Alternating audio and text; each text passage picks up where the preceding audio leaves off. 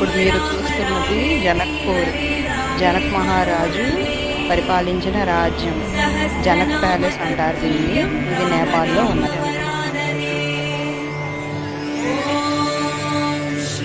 వాళ్ళు ఉన్న ప్రదేశం, ఆయన పరిపాలించిన రాజ్యం.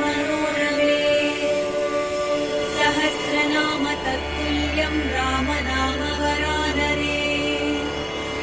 ఓం శ్రీరామ రామ రామేతి రమే రామే మనోరమే. సహస్రనామ తత్తుల్యం రామనామ వరానరే.